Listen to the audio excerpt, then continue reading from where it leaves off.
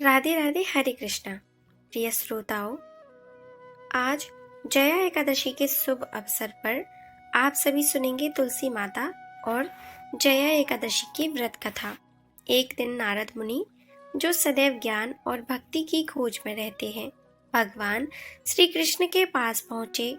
उनके मन में तुलसी माता के अद्वितीय महात्म्य को जानने की तीव्र इच्छा थी। उन्होंने भगवान से पूछा, हे प्रभु, हम जानते हैं कि तुलसी माता आपको अत्यंत प्रिय हैं, लेकिन उनके जन्म और उनके अद्भुत महात्म्य के बारे में हमें अधिक जानने की उत्सुकता है।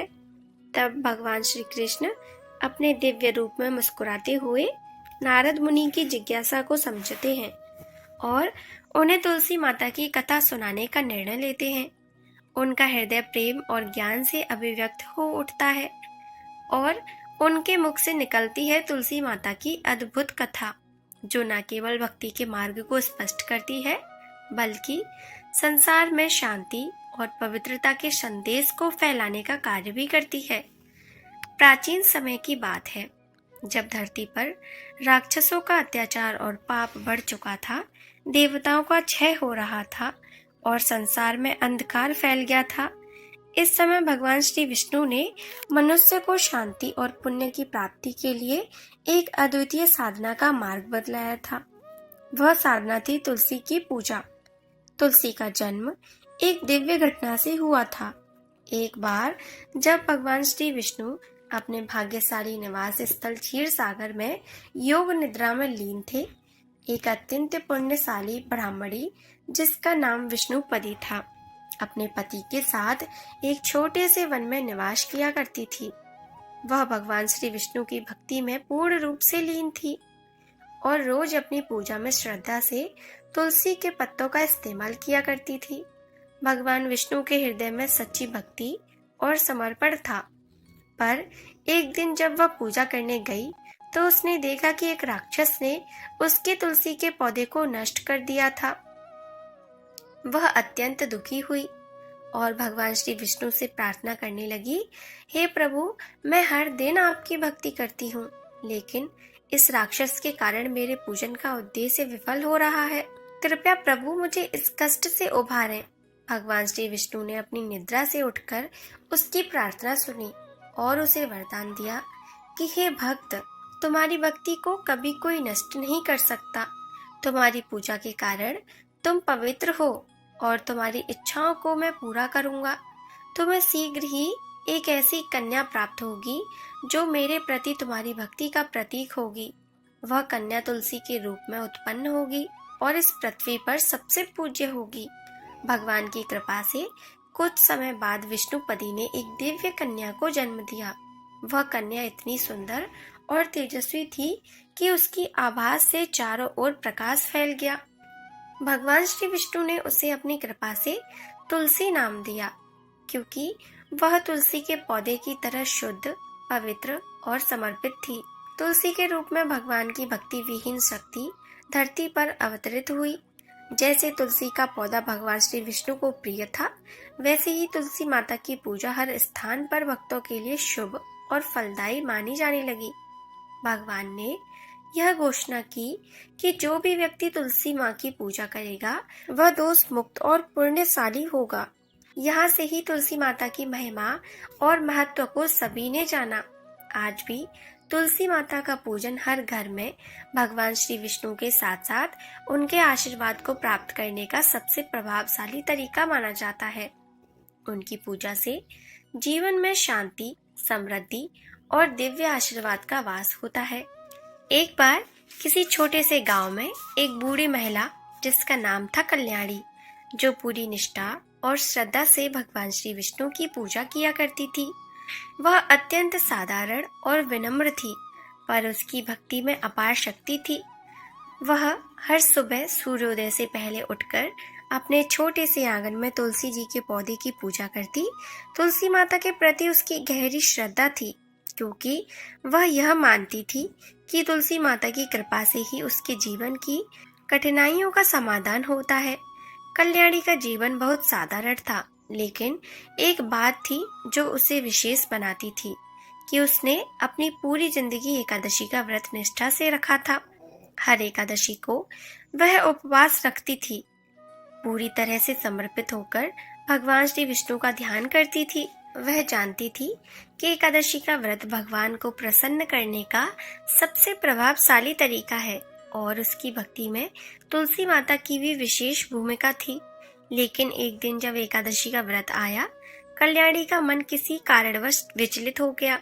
वह बिना ध्यान दिए अपने घर के आंगन में कुछ काम कर रही थी। अचानक उसने अन्न के कुछ दाने अपने मुंह में डाल लिए और ठीक उसी समय एक चूहे ने तुलसी के पौधे के पास रखे पानी से पात्र को गिरा दिया, जिससे तुलसी के पौधे में जल समर्पित हो गया। यह देखकर कल्याणी घबरा गई और जल्दी से पानी के पात्र को तुलसी के पौधे से दूर किया। लेकिन उसी समय, क्योंकि एकादशी का दिन खत्म हो गया था और उसने गलती से व्रत तोड़ा था, कल्याणी को घबराहट होने लगी। वह सोचने लगी कि अब मेरी पूजा और व्रत का कोई मूल्य नहीं रहा, क्या अब मुझे पाप लगेगा? और वह भगवान श्री विष्णु और तुलसी माता से क्षमा मांगने लगी और प्रार्थना करने लगी। एक अजीब सा भय उसके मन में समा गया, क्योंकि उसने जान लिया था यदि एकादशी का व्रत टूट जाता है तो उसके समस्त पुण्य का नुकसान हो सकता था। लेकिन तभी एक अद्भुत घटना घटी। एक तेज रोशनी से उसका आंगन चमक उठा और सामने प्रकट हुए स्वयं भगवान श्री विष्णु और उनके साथ ही स्वयं तुलसी माता। भगवान श्री विष्णु ने उसकी चिंता दूर करते हुए कहा, कल्याणी, तुम्हारे मन की श्रद्धा और भक्ति में कभी कोई कमी नहीं आई। तुम्हारे हृदय में सच्चे प्रेम और समर्पण का भाव है, इसीलिए तुम्हारे व्रत का कोई नुकसान नहीं होगा। तुलसी माता ने भी हंसते हुए कल्याणी से कहा कि तुमने जिस तरह से मुझे पूजा, उसी तरह से भगवान श्री विष्णु की भक्ति तुम्हारे जीवन का एक अटूट हिस्सा है। एक साधारण गलती से तुम्हें कोई पाप नहीं लगेगा, क्योंकि तुम्हारा मन शुद्ध और निष्ठावान है। तब भगवान ने उसके सामने एक विशेष अवसर रखा। उन्होंने कहा कि अगर तुम्हें इस घटना से एक शिक्षा प्राप्त होनी चाहिए, तुम्हारी भक्ति में कोई कमी ना हो, लेकिन कभी कभी परिस्थितियां हमारे नियंत्रण से बाहर हो जाती हैं। मैं चाहता हूँ कि अब तुम और अधिक समर्पण के साथ मुझे नमन करो, ताकि तुम्हारा जीवन सच्चे भक्तों जैसा हो जाए। उस दिन के बाद से कल्याणी की भक्ति में एक नया जोश और उत्साह था। उसने तुलसी के पौधे के पास एक छोटा सा मंदिर भी बना दिया, जहाँ वह हर दिन सुबह और शाम पूजा किया करती, दीप जलाया करती। एक दिन उसने देखा कि जब तुलसी के पौधे के पास वह जल अर्पित कर रही थी, वह पौधा अपने आप और अधिक हरा भरा हो गया। ऐसा लगता था मानो तुलसी माता स्वयं उसकी पूजा को स्वीकार कर रही हो। इसके कुछ दिनों के बाद कल्याणी के घर के पास एक विचित्र घटना घटी। रात के समय एक तेज तूफान आया, जिसके गांव के कई घरों की छतें उजड़ गईं। लेकिन कल्याणी के घर की छत जैसी किसी अदृश्य शक्ति ने संभाल रखी थी। तूफान के बावजूद उसकी छत पर एक भी कड़ी नहीं टूटी। यह देखकर गांव वाले आश्चर्यचकित हो गए और उन्होंने कल्याणी से पूछा, क्या तुमने कोई विशेष पूजा की है जो तुम्हारे घर का कोई नुकसान नहीं हुआ? तब कल्याणी ने मुस्कुराते हुए कहा, मैंने तो केवल अपने जीवन में भगवान श्री विष्णु और तुलसी माता की पूजा की है। उनके आशीर्वाद से ही आज सब कुछ सुरक्षित है। अब तो गांव वाले पूरी श्रद्धा से कल्याणी के घर आने लगे और वह उन्हें तुलसी माता की पूजा और एकादशी व्रत के महत्व के बारे में बताने लगी। धीरे धीरे कल्याणी का घर एक धार्मिक केंद्र बन गया और लोग वहां जाकर सुख, शांति और समृद्धि की कामना करने लगे। फिर कल्याणी के कहने से सभी गांव के लोग एकादशी का व्रत और तुलसी माता की पूजा करने लगे। इस प्रकार भगवान श्री विष्णु और तुलसी माता की अकल्पनीय कृपा से कल्याणी का जीवन बदल गया। उसे किसी प्रकार का पाप नहीं लगा और उसका व्रत भी उसी पवित्रता के साथ मान्यता को प्राप्त हुआ। तुलसी माता ने यह सिद्ध कर दिया कि सच्ची श्रद्धा और भक्ति में कोई दोष नहीं होता और जो सच्ची भक्ति से, सच्चे मन से पूजा करता है, उसे भगवान कभी ना कभी कृपा से आशीर्वाद अवश्य देते हैं। यह कथा हमें सिखाती है कि भक्ति और समर्पण से बड़ी कोई शक्ति नहीं होती। कभी कभी जब हम अपने कर्मों में भूल कर जाते हैं, तब भी भगवान की कृपा से वह भूल हमें किसी नुकसान का कारण नहीं बनने देती। यह थी तुलसी माता की कथा। सभी मिलकर प्रेम से बोलिए, तुलसी माता की जय। श्री विष्णु भगवान की जय। भविष्य होतर पुराण में भगवान श्री कृष्ण और महाराज युधिष्ठिर के बाद में इस एकादशी का वर्णन आता है। एक बार युधिष्ठिर महाराज ने हाथ जोड़कर पूछा कि हे जनार्दन, माघ मास के शुक्ल पक्ष की एकादशी का क्या नाम है? यह व्रत कैसे करें? किस देवता की इस दिन पूजा करनी चाहिए? तब भगवान श्री कृष्ण ने उत्तर दिया, राजन सुनो, माघ मास के शुक्ल पक्ष की एकादशी को जया एकादशी कहते हैं। सब पापों को हरने और मोक्ष देने वाली यह उत्तम तिथि है। जो कोई भी इस व्रत का पालन करेगा उसे पिशाच योनि प्राप्त नहीं होगी। इसीलिए प्रयत्न पूर्वक इस जया एकादशी का पालन करना चाहिए। प्राचीन काल में स्वर्ग में देवराज इंद्र का राज्य था। देवगण अप्सराओं के साथ परिजात वृक्ष से शोभित नंदन वन में विहार कर रहे थे। 50 करोड़ गंधर्व के नायक देवराज इंद्र ने अपनी इच्छा से वन में विहार करते हुए नृत्य का आयोजन किया था।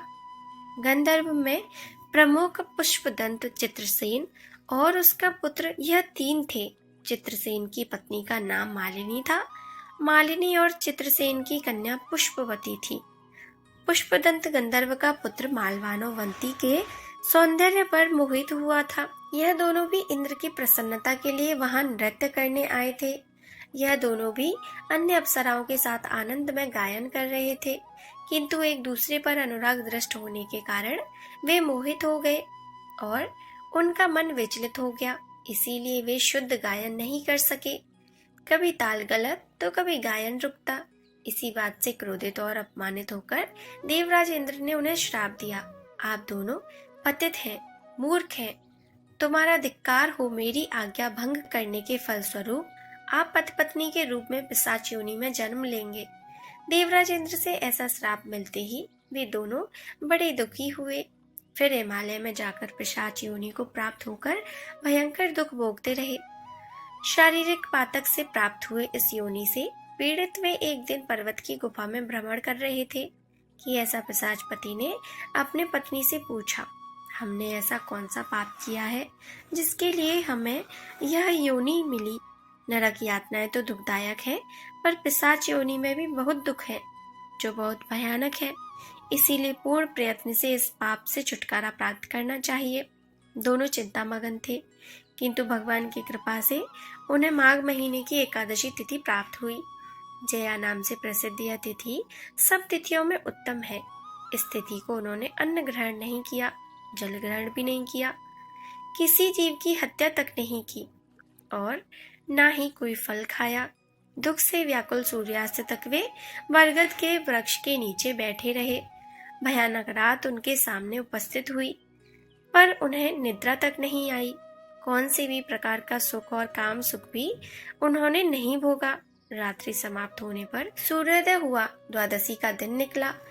उनसे जया एकादशी के व्रत का पालन हुआ था। उन्होंने रात भर जागरण भी किया था और फिर व्रत के पुण्य प्रभाव और भगवान विष्णु की शक्ति के कारण दोनों इस योनि से मुक्त होकर अपने पूर्व रूप को प्राप्त हुए। उनके हृदय में फिर से पहले की तरह अनुराग उत्पन्न हुआ।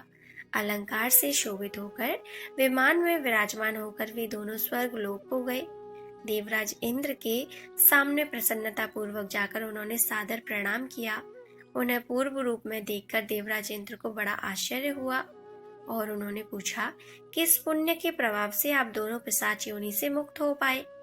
मुझसे श्राप पाकर भी आप कौन से देवता के आश्रय से शाप मुक्त हो गए? तब मालवानो भगवान वासुदेव की कृपा से तथा जया एकादशी व्रत के पुण्य प्रभाव से हम पिशाच योनि से मुक्त हुए हैं। तब देवराज ने कहा, अब मेरे कहे अनुसार आप दोनों सुधा पान कीजिए। जो लोग भगवान वासुदेव की शरण लेते हैं और एकादशी का पालन करते हैं वह हमें भी पूजनीय होते हैं। भगवान श्री कृष्ण ने धर्मराज युधिष्ठिर से कहा, हे राजन, इसीलिए एकादशी का व्रत अवश्य करना चाहिए।